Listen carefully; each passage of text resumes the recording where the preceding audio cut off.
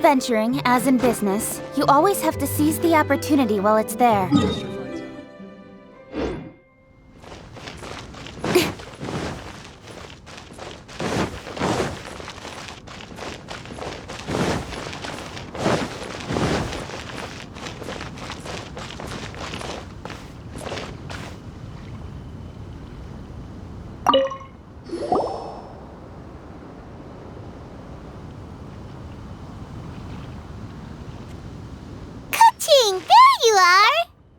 Oh, you found me.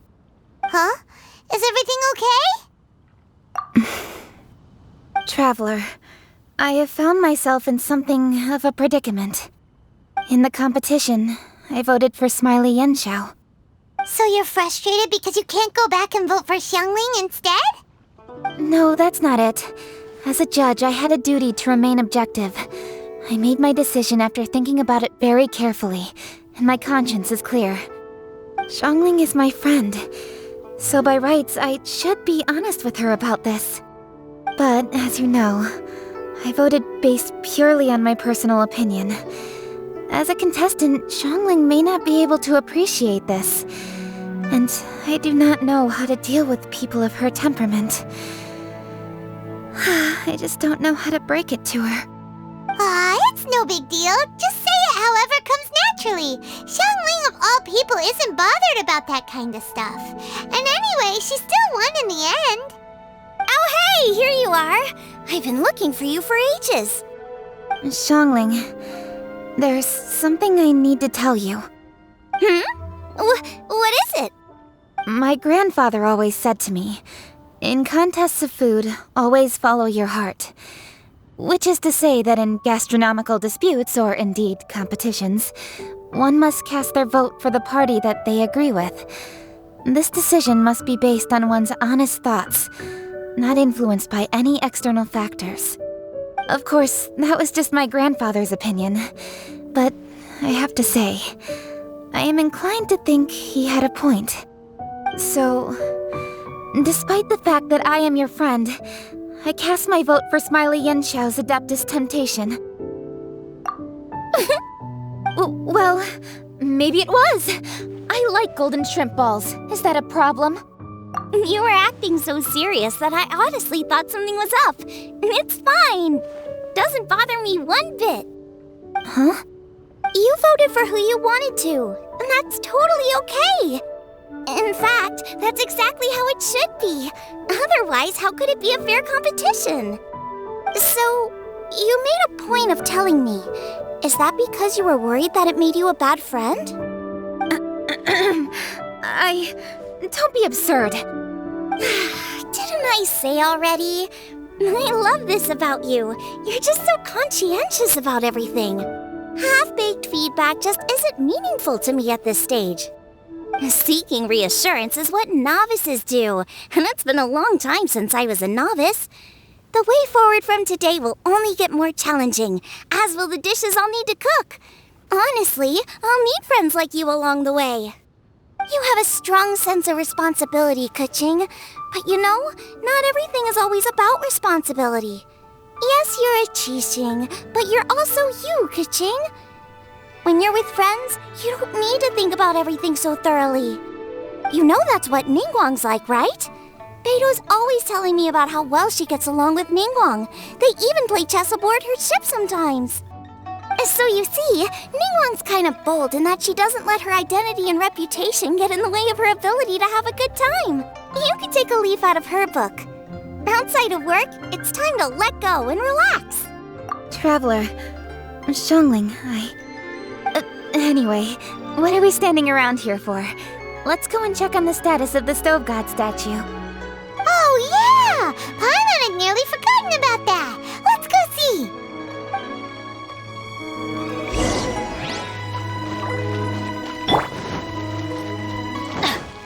Off we go!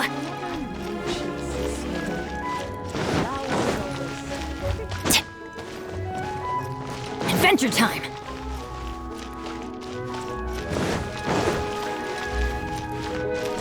Off we go! Adventure time! How strange. much. It hasn't changed one bit. This doesn't make any sense. We cooked our hearts out. Does this mean the competition wasn't enough to awaken the statue? Oh well. I suppose it was simply not meant to be. Yeah, we've waited this long already. There's no harm in waiting a little longer. Right, Xiangling? Yep, there's still time. Let's be patient. We'll all see this through together. On another note, I have some good news for you, Kuching. Things are looking optimistic for that recipe you gave me. Master came by before the competition and filled in the parts that were missing. So now I'll be able to cook it. In fact, I'll go find somewhere to make it right now. Wait here. Xiangling. Oh, and Traveler, could you come with me? Huh? You only just beat Smiley and Xiao. You think you're up for challenging us already?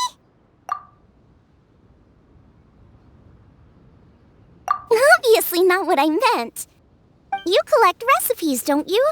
I thought you'd probably be needing this dish during your travels, so I figured I'd share it with you.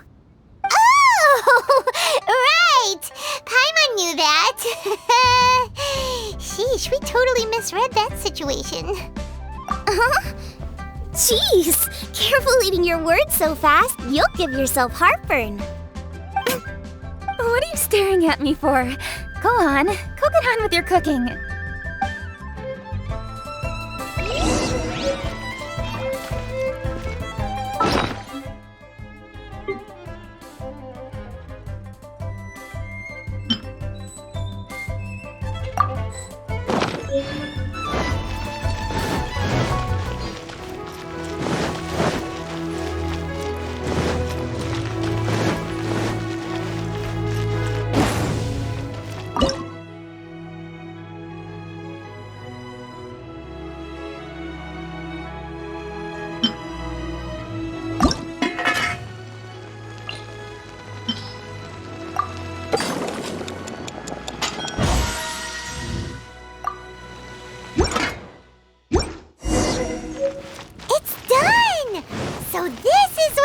From the recipe looks like. Let's go give it to Kuching. Mine's ready too. Let's go together. We're back.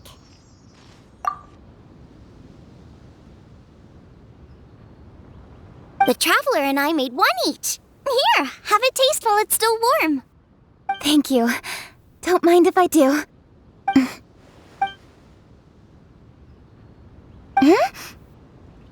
What is it? What does that face mean? This flavor. I've tasted it before. Apologies. Xiangling, Traveler, thank you both. This is everything I had hoped it would be. It tastes wonderful and, quite amazingly, somehow it took me right back to my childhood, when my grandfather was still around. Really? That's awesome! I didn't have a chance to fully explain before. In fact, when Master had filled in the missing parts of the recipe for me, I realized that I already knew how to make this dish. You already knew? You mean you were able to make this without ever seeing the recipe? Uh-huh. My dad taught me how to make it. Wait, but isn't this dish from Kuching's grandpa's notes, though? About that. I do not believe that this recipe was my grandfather's creation. My grandfather was a well-known real estate tycoon in Liyue, and also a scholar. He was an avid collector of old books and was quite knowledgeable on many of Liyue's customs and traditions that are no longer practiced. As a child, I used to spend a lot of time with him in his study. We'd read the classics together, then debate how much of it was actually genuine, and whether Rex Lapis was real or not. He used to say, books are just a bridge that bring us a little closer to history. It's up to those of us in later generations to ask these questions, search for the answers, and decide what they mean. Since then, my grandfather has passed on, and I've grown up to become a Qixing. My views on Rex Lapis have changed in this time too, from myth to reality. For me, the name Rex Lapis is inextricably wound up with memories of my grandfather. Whenever I see his name written down, It always reminds me of sitting in my grandfather's study, seeing all of his notes. As I said earlier, this recipe came from those same notes. It's an ancient dish that he was trying to restore to its original form. But, unfortunately, without the full recipe, he never quite succeeded. Still, each time he tried cooking it, he'd always get me to have a taste while it was still warm. The memories. This really is the taste of my childhood. Ancient dish? Are cornbread buns really that old? Well, at least in my family it is. My dad learned how to make it from his dad, and supposedly it's been passed down that way for generations. We call them chili mince cornbread buns. They're a traditional folk food snack, easy to pack up and take with you on the road, so they're the perfect thing to eat on the go. La la la. Seeing guava just reminded me of something. I actually made this dish on the day I first met Guava. How did you first meet? It was in a cave in the mountains. I ducked inside to get out of the rain and saw an offering table in there, so I put the cornbread buns I'd brought with me on it. Then I ended up falling asleep, and when I woke up, I found out that Guava had eaten every last one. Guava followed me around ever since. We're practically family now. Hold up! Stop the conversation! Look! The stone! It burst open! It's... Guava? What are you... What? Mother? Ah, I see the chili mince cornbread buns have been served. Master! Granny, look! The stove god statue looks just like Guava! Oh, indeed it does. After all, Guoba is the deity you've been searching for. God of the stove. Guava is a god? You asked me if a sufficiently festive atmosphere would be enough to reawaken the stove god. And my answer is this. Yes. And no. The stove god has always been a deity with great affection for the people, and who acts in response to their desires. To him, the heart's passions and the heart's desires are not the same thing. Passion can be a technique, a skill, something derived from experience. But desires, they are deeper, more innate. They are the heart's strength in its purest form. Masterful chefs is wonderfully exciting, but it is more an exercise of passion than of desire, and passion alone will not suffice to reawaken the stove god from his deep slumber. But just now, when Kuching ate this dish she had longed for, a deeply held desire was fulfilled. As well as receiving an answer to her question, she also gained something much more precious.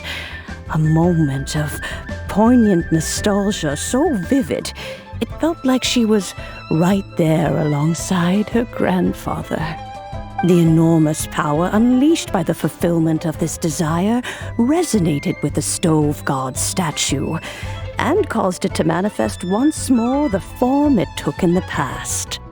Of course, the stove god himself is not contained within the statue. The true stove god has been here with us all along. How does it feel, seeing a statue of yourself from your glory days? Look at him. Still so majestic. Glory days? Wait, what happened? Did Guava used to be different from now? Oh, yes. Back in his day, your Guoba was once the patron god of the soil. But all the wisdom and power he had then, he has since surrendered to the soil itself. A god surrendering their power to the soil. I have heard this turn of phrase before, but what does it mean? The kinds of trials and tribulations that a land can face are far more than you could imagine. Droughts, floods, torrential rain, hurricanes, earthquakes, tsunamis, fires, and plagues. The threat of disaster will never fully disappear from Liyue. Even woes that have never been faced before in history will come to pass in the future. Such things affect you mortals far more than we Adepti, with our immortal forms. He once walked with you over the barren plains until you arrived at last at the harbor. He joined you in building your dwellings and lighting the stoves. It was his hand that lit the very first street lamp of Liyue and brought the aroma of cooked food into every household in the land. You mortals no longer remember him, but back in the age when you did, he was the closest of all the Adepti to the common folk.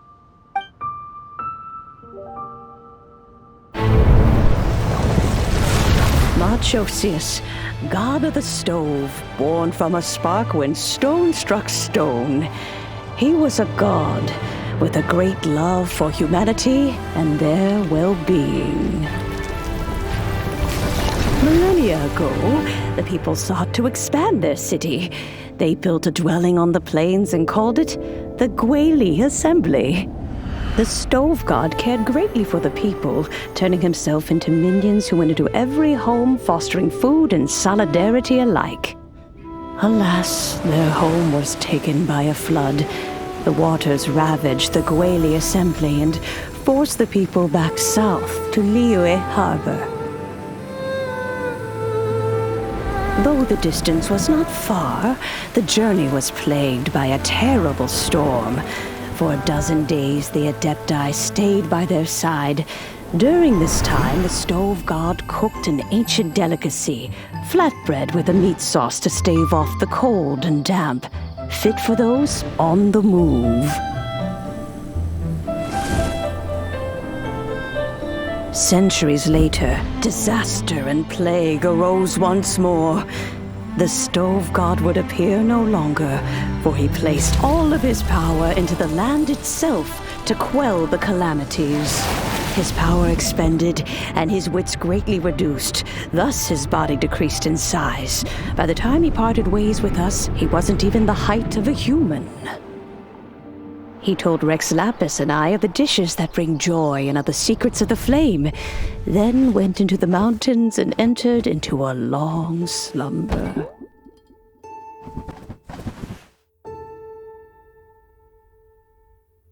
The stove god departed, and Guoba was born. When he awoke, he ate the Chiliman's cornbread buns placed on the offering table by a young lady in yellow. Though he did not remember the past, he was profoundly moved and decided to follow this young lady thereafter. The stove god had quietly disappeared, but the vendors rose early to hawk their wares. People went out to buy goods, lit their stoves, and cooked food, just as they had done every day for as long as they could remember. In Liyue, things have always been this way.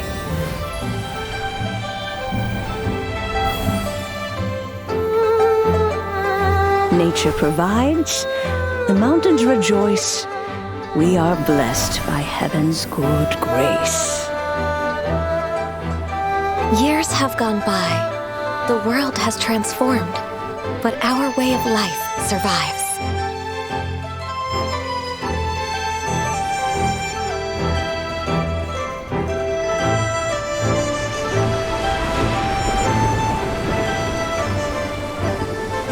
Fame and fortune is only a season.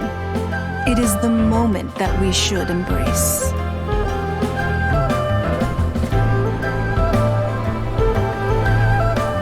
Past meets present. Heritage becomes legacy. Long into the future may we thrive. You once told me that dining is the profoundest of customs in the human world.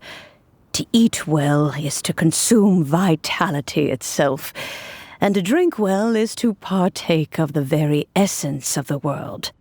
It is a matter of paramount importance, you said, for people cannot face the arduous journey ahead on an empty stomach. At once a humble affair and a profound one. A humble meal of maize and spring water is also profound in that.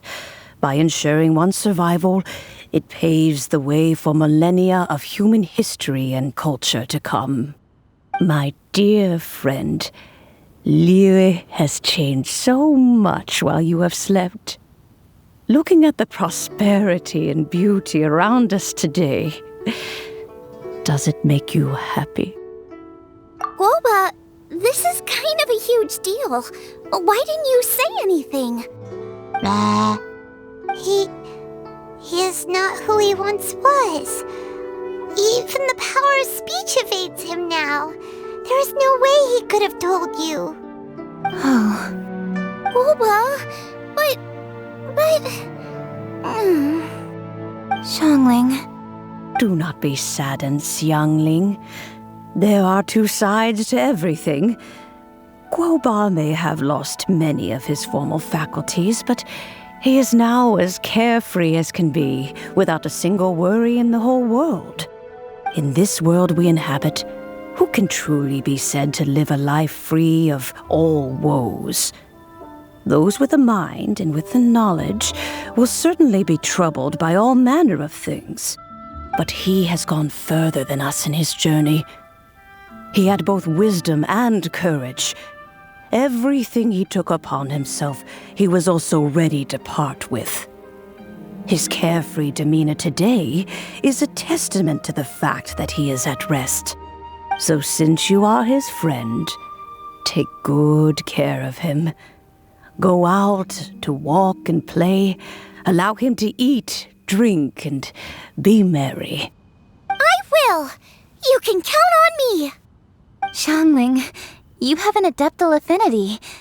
Guoba follows you around because he has respect for you. The moment he awoke, he was met with the familiar flavor in the chili mince cornbread buns he ate. After all that time, he still recognized the dish he had invented, and he approved of you as the one who had cooked it. That's right.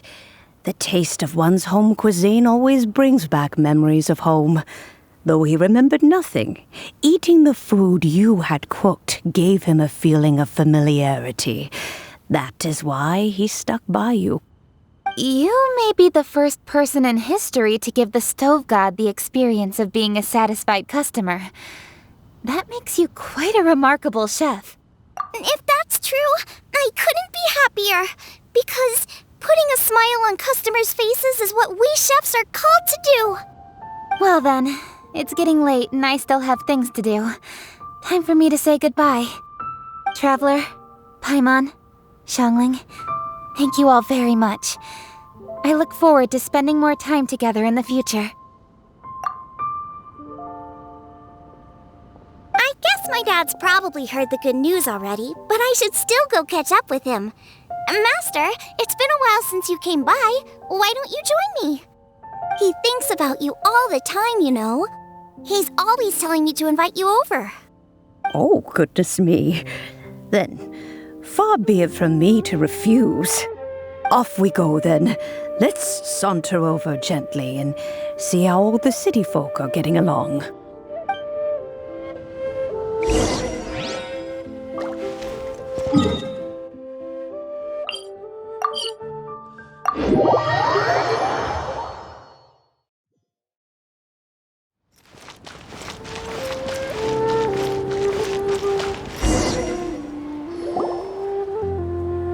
Hi, Dad! I'm back! Hey! What are you doing there? I should be the one handling that. Oh no! Guoba's taken off!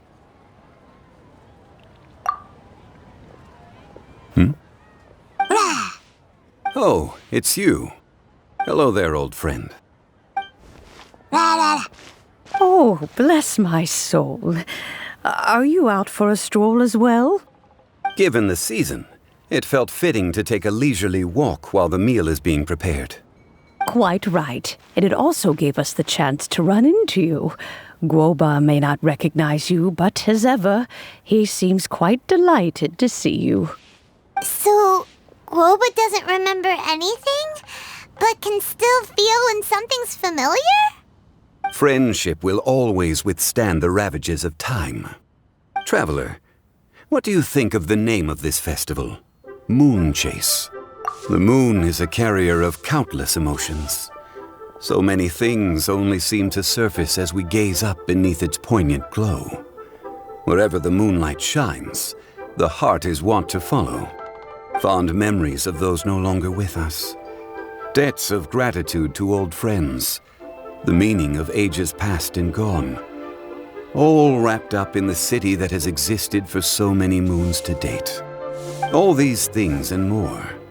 They are why people chase the moon. In old age, the sight of many things puts one in a wistful mood. But children are always a beautiful sight to see. Such exuberant life force. It seems to well up from deep within the land itself. A land that has been in existence for so many millennia, and yet one that still dazzles today. Traveler, this Moon Chase Festival has been all the more entertaining with you here to witness it. Now, let's have Xiangling brew us a nice pot of tea. We shall drink and chat at our leisure.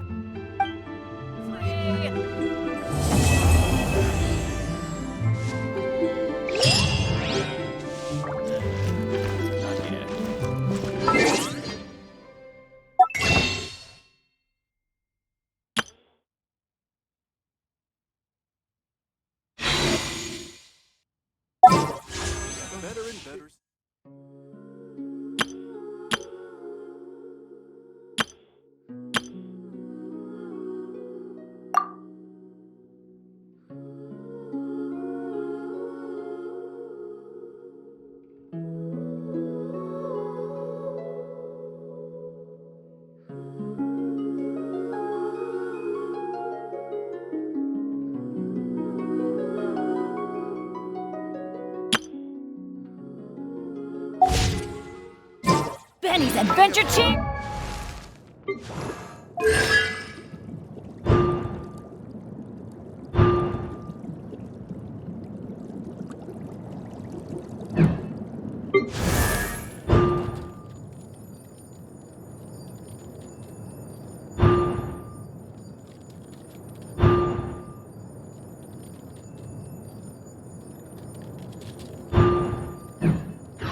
Assemble!